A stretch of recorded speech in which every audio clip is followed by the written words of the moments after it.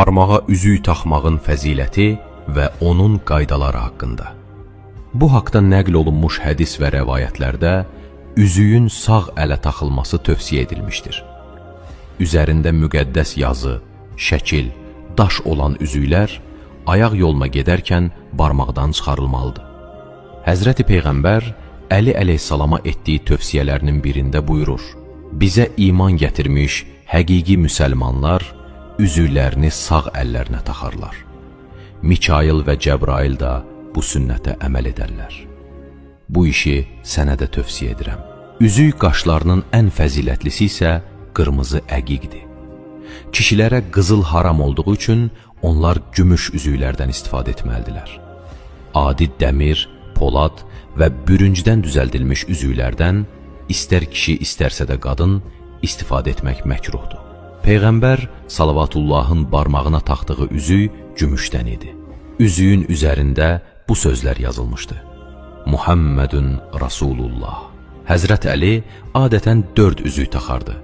Bəla və düşmənlərindən qorunmaq üçün əqiq, bəzək üçün yaqut, qüvvət üçün Çin əqiqi, köməkli üçün isə firuzə qaşlı üzüklər taxardı.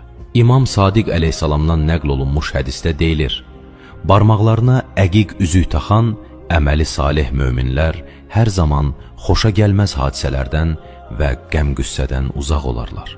Rəvayətlərdən birində deyilir: cənnətdə qırmızı, sarı və ağ rəngli əqiqdən 3 dağ vardır və onların hər birinin üzərində 3 ev vardır.